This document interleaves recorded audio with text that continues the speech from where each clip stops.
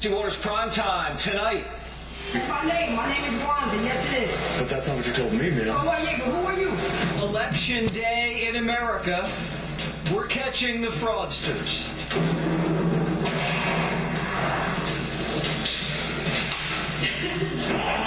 Whoa! Trump's maniac judge disrobes. This is the place where our black and brown staff members repeatedly speak of experiencing racism and sexism, Islamophobia, get pushed off an elevator. The squad exploding. Plus, involving yourself in people's beliefs and bedrooms. It's putting one out. You really?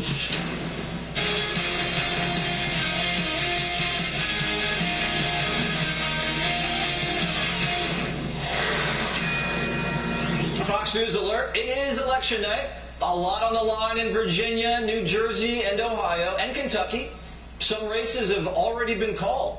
Let's go to Fox News political anchor Brett. For Republicans in key places. Kentucky looks like a loss. Mississippi positioned to be a win. We'll check the numbers and come back later on. All right, Brett, thank you so much. We'll keep following it. It's election day in an off year, but there's a lot of action on the local level. Plus, it gives them a dry run when no one's watching for the presidential. Are you confident the election is going to be safe and secure? No. I'm confident that it's going to be that way in Florida because they have voter ID, no harvesting, they count the votes ahead of time, and they give you the results that night. But we need confidence in every state or else we lose faith.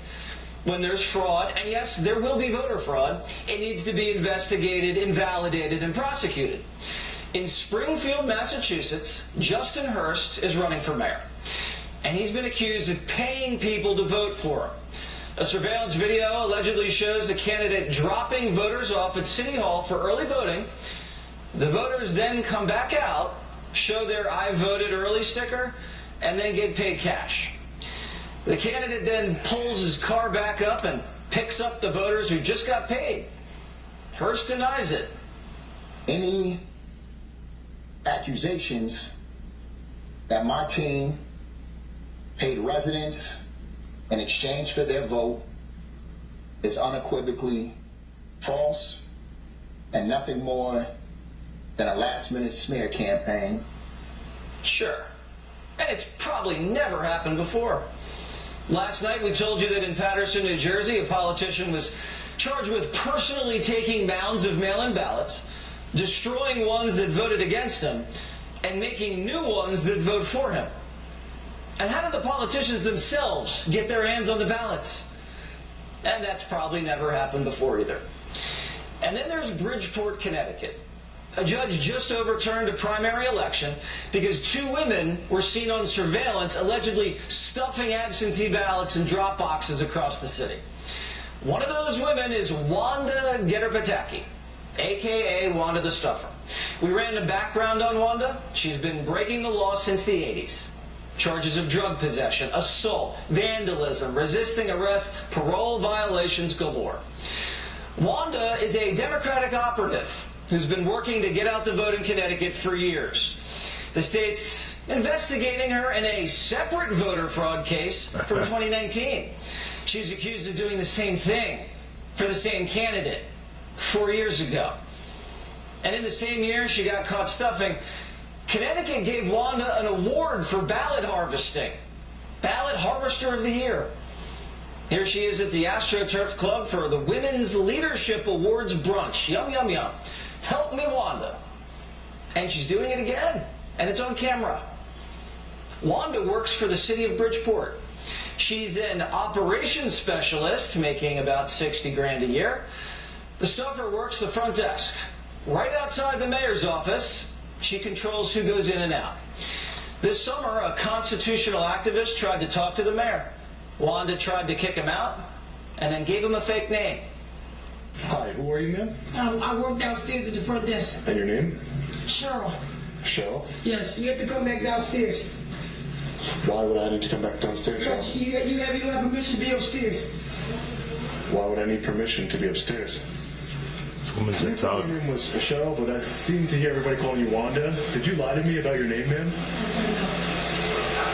Ma'am, did you lie to me? Did you lie to me about your name, ma'am? No, I was talking about nothing. Everybody's calling you Wanda, but, It's my name. My name is Wanda. Yes, it is. but that's not what you told me, ma'am. Oh, yeah, but who are you? So the stuffer thinks she's slick, and her desk is feet away from the drop box she allegedly stuffed ballots into. Well, the lady caught on camera allegedly stuffing white envelopes into this absentee ballot drop box works just feet away here at the front desk of the Margaret Morton Government Center. This is the post of Wanda Geter Pataki, except she's not here. Put on leave pending the investigation into absentee ballot fraud. Still collecting her taxpayer-funded paycheck. Where's Wanda? Fox 61 made a house call. Hello? Yes, we're looking for Wanda. Wanda's not here. All right, yeah, we just met Karen with Fox 61 News. We had a couple questions to ask her about the video that appears to show her stuffing the ballot box.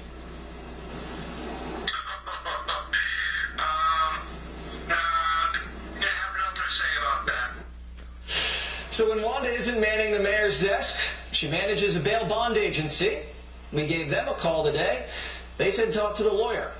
But the lawyer isn't talking either. Wanda took the stand last month. Turns out she also doesn't like to talk. Is that you walking out the front doors of 999 Broad Street? And did you deposit completed absentee ballots not belonging to you on in the drop box on that date and time?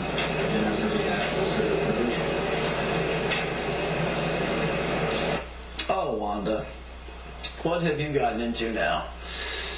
So Wanda's stuffing and taking the fifth like a seasoned pro, and that's probably never happened before.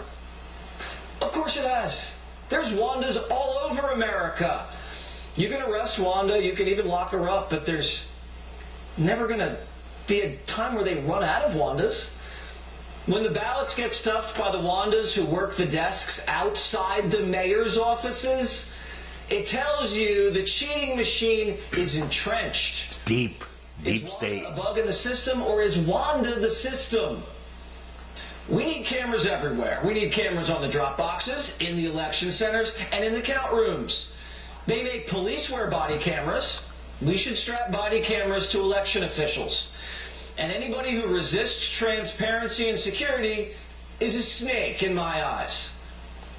Matt Caron's a Fox 61 reporter based in Connecticut who's been investigating this story. Well, great job, Matt. I got to hand it to you. You went right to the house. You did what you were supposed to do. That's very good. But do you get the sense that Wanda kind of might have been doing this for quite some time?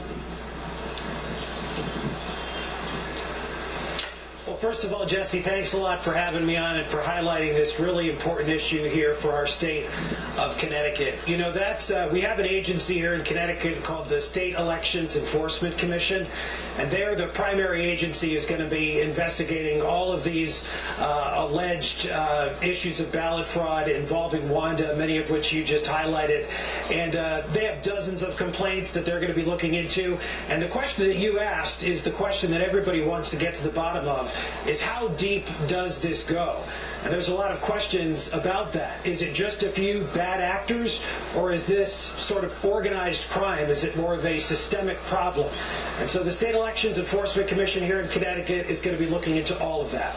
Well, it seems like she has relationships across the state. She's got this mayor who she's working for. I don't know his background, and she's getting awards from the Democrats. What does that tell you?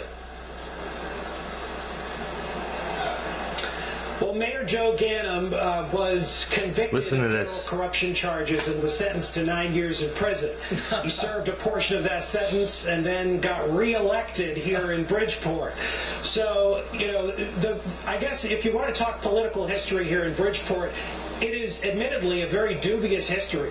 And we know that it at least goes back to 2019 because, as you mentioned previously, Wanda was named as part of a State Elections Enforcement Commission investigation for possible criminal charges, which were just recommended to the Chief State's Attorney's Office here in Connecticut. As of right now, those criminal charges have still not been filed, and here we are 4 years later. Right, so Wanda's under 2 investigations, both for fraud, both on behalf of the mayor, who was convicted of fraud.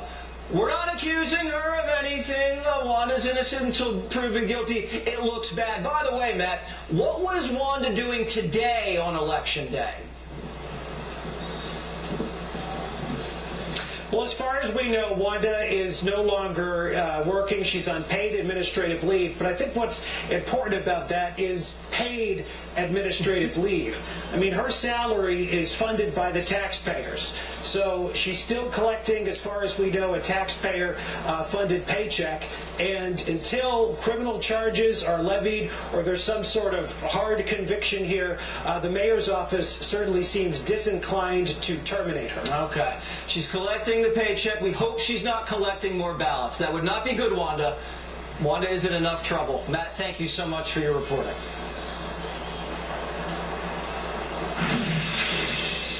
Democrats always accuse you of what they're guilty of. For years, they've accused us of voter suppression, even voter intimidation. We are really truly facing an environment of fascism. And in the United States of America, this type of intimidation at the polls brings us to Jim Crow. Well, today there was a big election in Virginia. What do you call this? All maggot needs to go to GRIPPO. You Republican maggot are scum.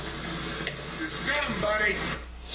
Revving your car engine and threatening Republicans outside the polls kind of seems a little bit like voter intimidation to me. It's just me, maybe. Democrats have been doing this for years. Look what happened when a white guy showed up to vote at a Philly precinct back in 2008. I remember this. Hi, I'm here at 1221 Fairmount in Philadelphia, and there's a guy at the Billy Club right here. No. I think it might be a little bit intimidating that you have a stick in your hand. That's why. And Yes. No, I'm an attorney. I mean, that's a weapon, so that's why I'm a little worried. Who are you to decide? I mean, I'm a concerned citizen, and I'm just worried that you might be... So are we. Okay. That's why we're here. Okay, but you have a nightstick in your Those were hand. Black Panthers. Did the guy brandishing the Billy Club get in trouble? No. Eric Holder let him off the hook. But back to Virginia, where Democrat after Democrat intimidated Republicans at the polls today. You might as well have been walking up to my home with a police station, putting a gun in my hand, trying to tell me that you expect me not to take that personally? And what's on what are your policy prescriptions? I don't say you. Racist rights, involving yourself in people's families and bedrooms. It's pretty wild. You animal. Matt Hurt, the poll greeter who was confronted in that clip, joins me right now. So, Matt, what's the deal with this guy? Jesse, it's great to be with you. This is the tolerant left in Arlington, Virginia. The Arlington County Republican Committee, for which I'm the chairman, is working hard to earn the votes of people across Arlington. And Democrat voters and progressive activists are not excited about it. They're very upset that we are organizing in this community, organizing behind enemy lines in Northern Virginia. And this is just one manifestation of that frustration and anger and lunacy that we saw today in Arlington. And so describe what the feelings are of these Democrats when they see someone like yourself, I guess, as you said, behind enemy lines. Like you're not allowed to go ask for people to vote in other neighborhoods. Only certain neighborhoods are allowed. So in Arlington, Virginia, 80% of my neighbors, living and dead, voted for Joe Biden in 2020. And so the Arlington Republican Committee has an uphill battle. We dispatched poll greeters across Arlington today. I was one of those. I went to 3 locations before the location you see in the video. And I was there for about 10 minutes when this guy came up. I said, "Would you like a Republican sample ballot?" And he flew off the handle. What you're seeing in this clip and online, Jesse, is actually the second interaction I had with him. He went off the handle on the way in. I assumed that he would do it on the way back, so I put my phone in my shirt pocket and hit record, and sure enough, he did it. And I'll let you know, Jesse, I think this is the first time I've said this today. I am pursuing charges I filed a police report because there is a history, allegedly, a history of this gentleman engaging in this kind of activity, intimidating people that he doesn't agree with politically, and showing up at political events of his political opponents and causing a ruckus. Maybe you just found Jim Crow. I think you just did. We'll have to check out who this guy is. Well, keep us posted on what happens here, and we'll cover it. Thank you very much. Thanks, Jesse. So Trump's judge posts his naked bathroom selfies online.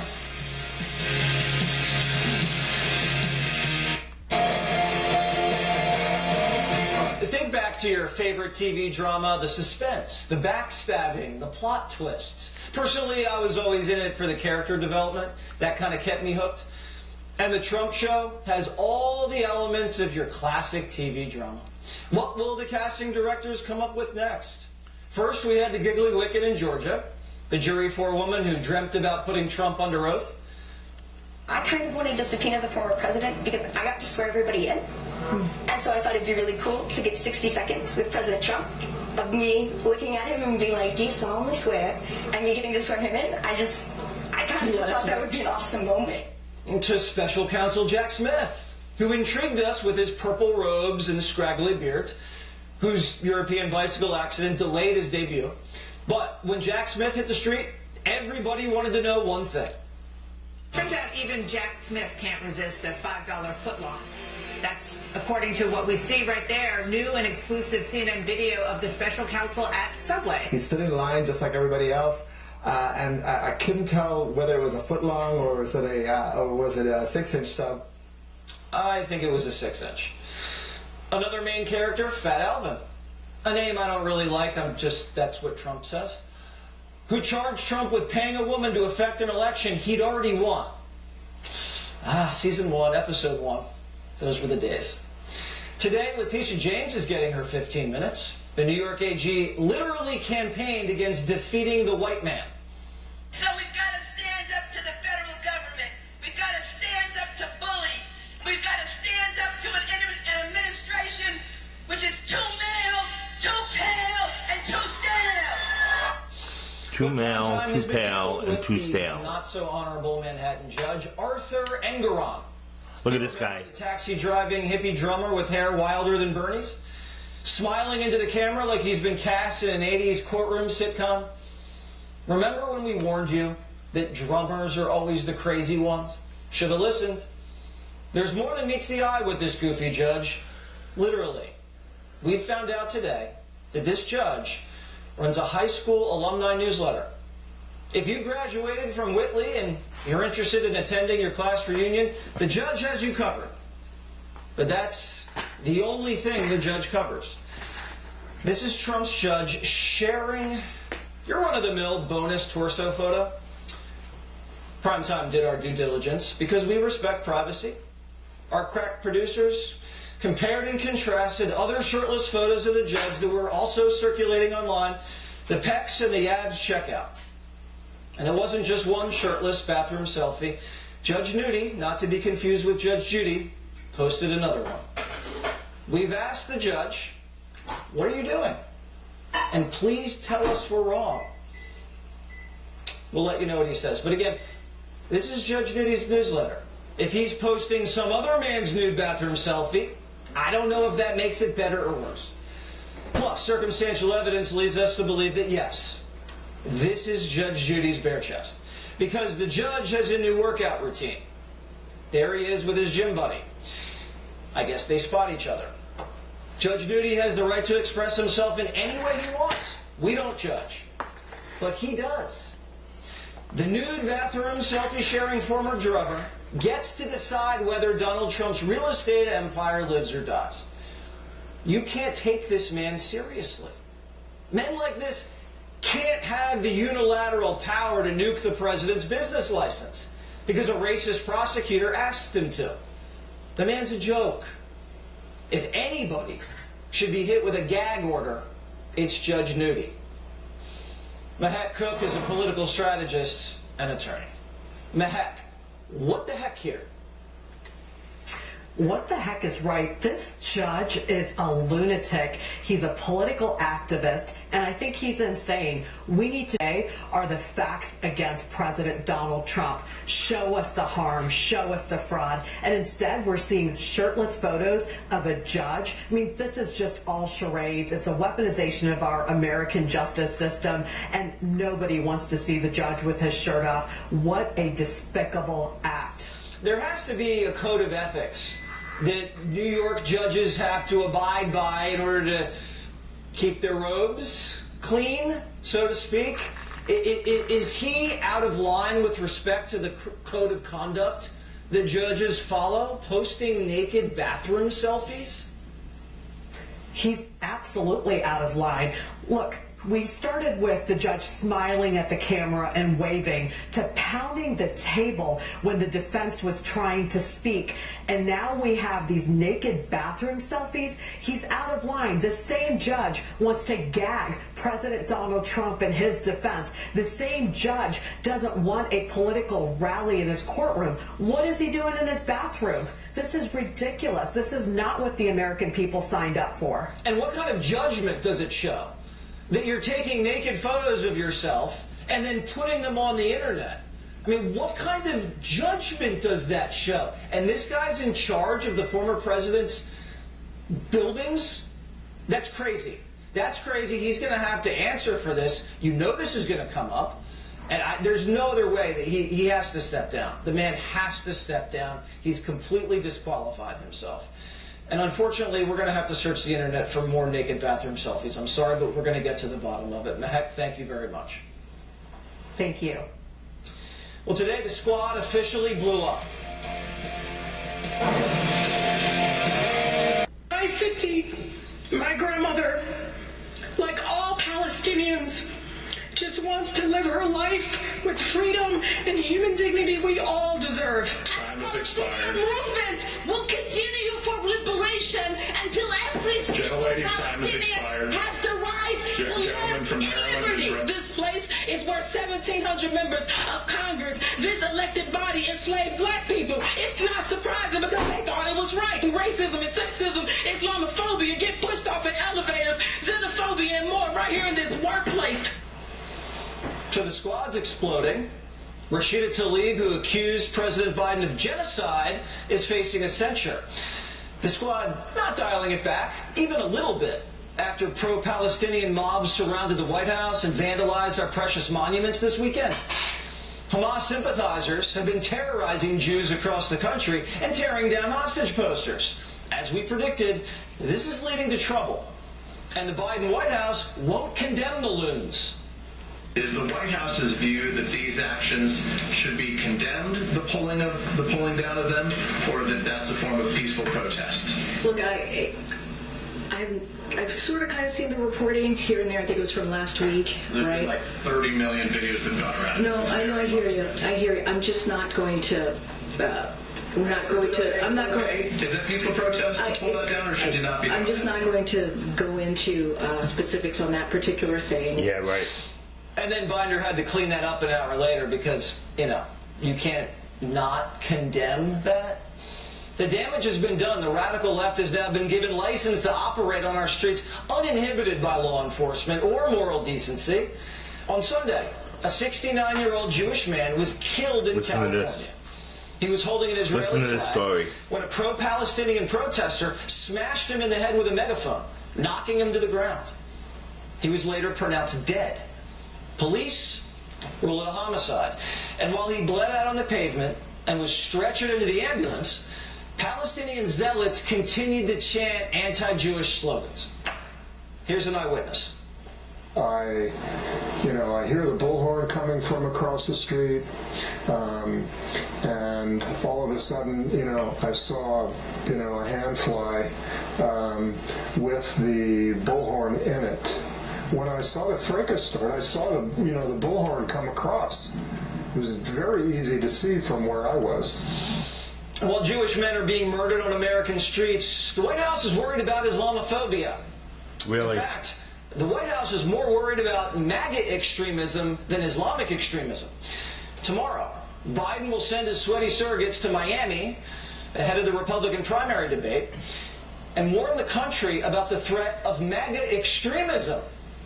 Joe Biden still hasn't said a word about the murdered American Jew. It could be because the media covered the murder like an accident. NBC News wrote this headline, ready? Man dies after hitting head during Israel and Palestinian rallies in California. Unbelievable. Officials say. That's like saying Nicole Brown Simpson tripped and fell onto a knife that OJ was holding 12 times. Elizabeth Pitko is the founder of Lest People Forget Project. Are you expecting the White House to address a Jewish protester who was murdered in America? I certainly am. Look, I think if I'm being honest, it seems as though people, especially in our mainstream media actually, are kind of trying to shield people away from realizing the kind of threat that Jewish Americans are currently under.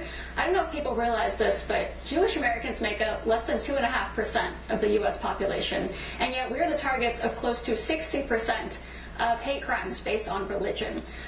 It's safe to say that Jewish Americans are terrified right now because anti-Semitism has actually skyrocketed after the October 7th attacks in Israel.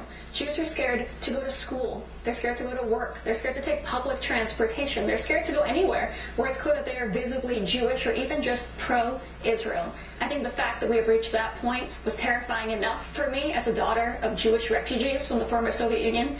But seeing a Jewish man killed at a pro-Israel event just the other day and waking up to a shockingly silent mainstream media has just truly shocked me. It's unbelievable. I mean, they can find a swastika scrawled in some dorm room and they immediately announce it as a hate crime. Yet, a Jewish man holding an Israeli flag was hit over the head and killed in what police rule is a homicide. And Elizabeth, they have still not ruled this a hate crime. Unbelievable. Yeah, look, Jesse, if I can share with your audience, I want people to understand what we saw in Israel on October 7th was so horrible. I don't think any of us will find the words in our lifetimes to describe it. What I can say, though, what I can describe is how beautiful it has been to see the Jewish community in America and around the world, especially in Israel as well, come together after that truly horrendous day. I'm talking about people who just a few weeks ago were protesting on opposite sides against each other, who are now standing together, fighting together, and mourning together. We realized very quickly that Jewish lives come first. Jewish lives mean more than politics or anything else. And it's really sad that leaders in our country have not come to that same realization, that sometimes it's okay to put politics aside, votes aside, campaigns aside, and just stand up for Jewish lives. Yeah, well, we all need to be protected. Jewish people, Muslim Americans, everybody, African Americans. We just need equal treatment. That's all we're asking for. And that's not that hard to do because it's in the Constitution. Elizabeth, thank you very much. Thank you. Well, you're not going to believe what Gavin Newsom is doing for the Chinese.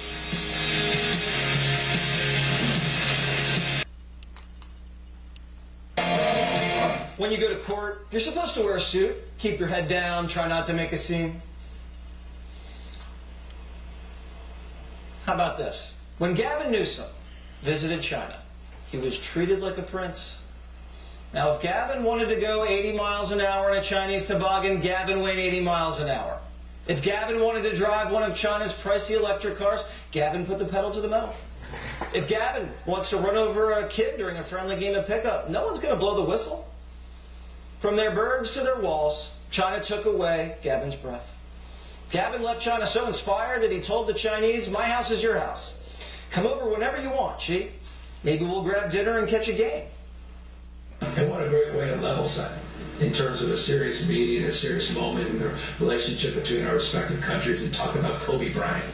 I mean, and he talked very fondly about that visit to Los Angeles. He talked very fondly about the visit to San Francisco and the Golden Gate Bridge, and I reinforced our hope and expectation, which is now being realized, that he'll visit California again. She's a Kobe fan? I mean, that's well established in this meeting. Let's just leave it there. We want to make him a Curry fan as well.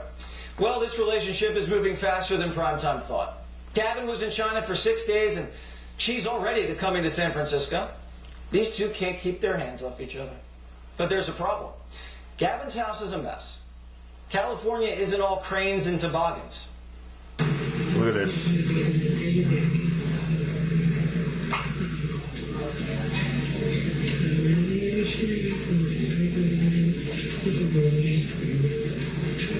So what's Gavin going to do? Can't have the Chinese president see your place like this. Got to clean it up. It's like when you were a kid. Got to hide everything in the closet. So San Francisco is rushing to clear out their homeless camps ahead of Xi's big visit. San Francisco's homeless department says, quote, when our community hosts events, we want to put our best foot forward. So Newsom only cleans up the homeless to impress his Chinese buddy. But he won't clean up for Americans who live there and pay taxes. Patrick Bet-David's the founder and CEO of Value Entertainment. How insulting is it to people of California where it takes a foreign dignitary to come in and that's when they start fixing problems?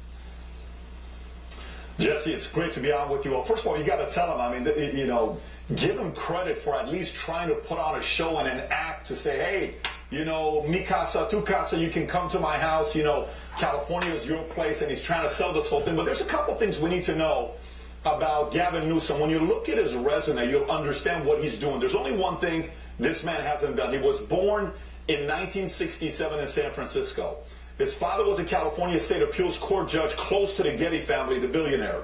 Graduates from Santa Clara, opens a winery with Getty investment money, enters politics in 1996 at San Francisco's Parking and Traffic Commission, then becomes the Board of Supervisors for San Francisco, then becomes the mayor of San Francisco in 2003, then in 2010 becomes a lieutenant governor, then in 2018 becomes the 40th governor of California. There's only one thing left for him to do, and that's presidency, and it's wide open today. There's only one person that's going to get in the way, I believe, on him becoming a president, and it's not Joe Biden. I think it's Kamala Harris. I think the only creative way they have to think about on how he can become a president is how are you going to spin the story of Kamala stepping away for a white man to become the president. It's very complicated. I bet behind closed doors, all these strategy people cannot figure out a way to make him the U.S. president. It's very hard, but they're trying to get creative. Well, that'll be a identity politics circular firing squad, which I myself will get the popcorn ready for. Patrick, if you lived in San Francisco and you had to step over drug-addicted vagrants on your way to work, as that woman was doing who was filming that zombie apocalypse video we showed you, what would you feel about the governor if he ignored you for the last 10 years and all of a sudden the Chinese leader comes by and everything gets cleaned up like that? How would you feel as a voter and a taxpayer? Well, look, the best way people can vote in business is through buying the product. You don't like Starbucks, you go to Coffee Bean. You don't like McDonald's, you'll go to In-N-Out. If you don't like California, you go to a different state. Yeah. Every year, the last 3 years, they've lost people. If you look at the net positive migration of states, 50th by negative 343. 343,000 people left California just in 2022. Florida picked up net positive 320. Numbers are showing people are not happy. They're leaving. But does this mean 100% of people are not happy? Of course not. But the right people are making their vote by leaving the state. That's a great point. And now you don't even have to go to Hollywood to get famous. You can just take a phone and point it at yourself and get rich and famous. No more casting couches like there used to be. Patrick, thank you as always. That's true. Thank you. Up next, Trantifa gallops into court. Fox Nation Patriot Awards are heading to Nashville, and now's your chance to get tickets. Join Pete Hegseth and the Fox family November 16th at the Grand Ole Opry House as we honor our nation's true heroes. Tickets are on sale now at foxnation.com/Patriot Awards. When you go to court, you're supposed to wear a suit, keep your head down, try not to make a scene. Unless you're Antifa, in which case you frolic into court like this.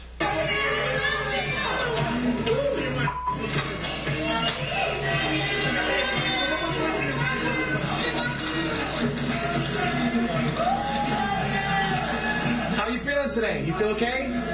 Are you feeling confident?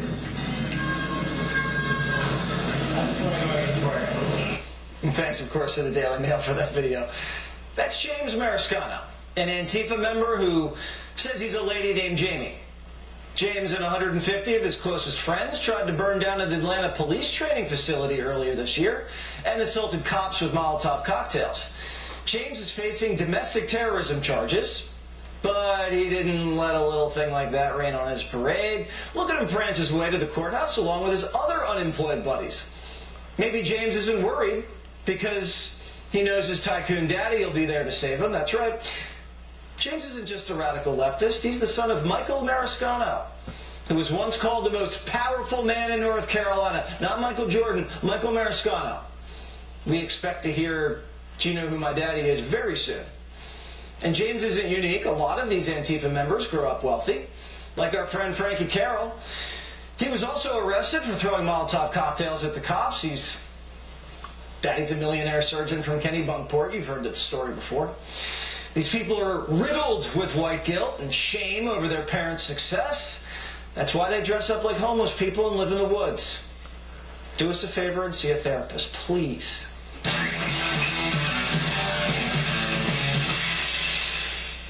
So I took a walk in the woods today, and they had one of those trail maps, and I didn't trust I'd be able to figure out how to get out of the woods. So I took a picture of the trail map, and then I put my phone in my pocket, and I felt pretty dumb. And so tomorrow I'm going to try to walk in the woods alone without my phone and just go by memory of what the map said. I may not see you tomorrow, but at least you know where I'll be. Texts. Beth from Roswell, Georgia. Is this an April Fool's Day newscast? Does kind of feel like it.